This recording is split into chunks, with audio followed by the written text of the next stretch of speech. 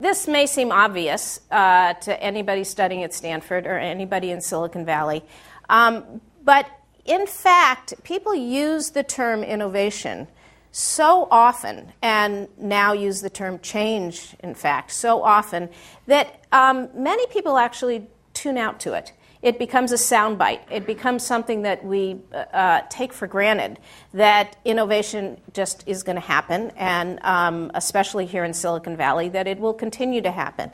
But I want to first make the point that we shouldn't take it for granted, because innovation really, really matters. It matters now actually more than ever in certainly my lifetime, and certainly in the average lifetime of the people sitting in this room, in that it is innovation that drives the economy. Every economic cycle that we've had in this country has been driven by something like the internet or the cell phone or the discovery of DNA. But it also influences the quality of our life, whether it is from healthcare to being entertained. It's innovation that drives that quality.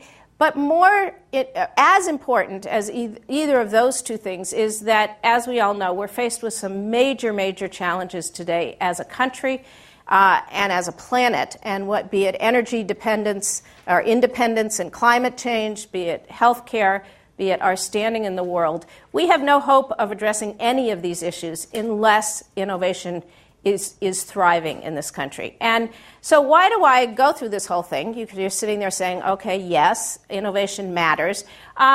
It doesn't just happen. And the fact of the matter is that I believe that over the last couple of decades, in fact, the support for innovation in this country has actually been in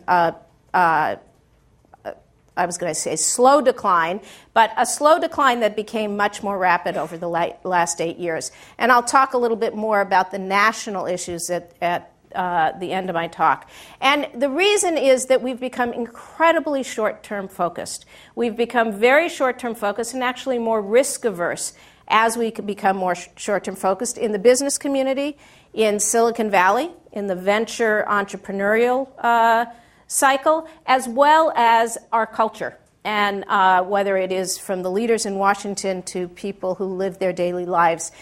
We tend to look at tomorrow, we tend to look at next week, but there's just not enough investment going on in the future.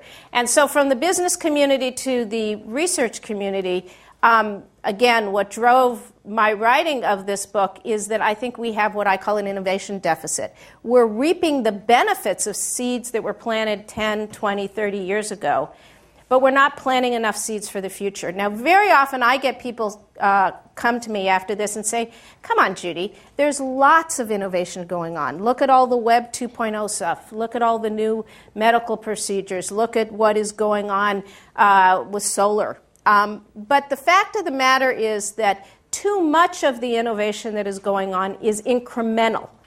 It may be significant, it may be important, but it is incremental, and it's based on prior work. One of the favorite quotes that when I was interviewing people, interviewed over 100 people, and one of them was Mark Andreessen, who most of you know is the person who developed the first browser. And I was talking to him about how quickly he was able to bring the product to market. And he looked at me and he said, Judy, my browser was just the icing on a cake that had been baking for 30 years.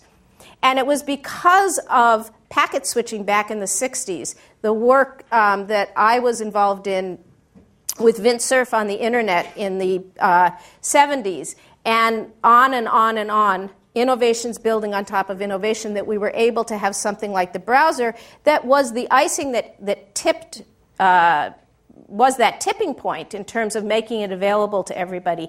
But without the prior work, without those prior seeds, the browser wouldn't have been able to exist. And today we are not planting the seeds the way we were once.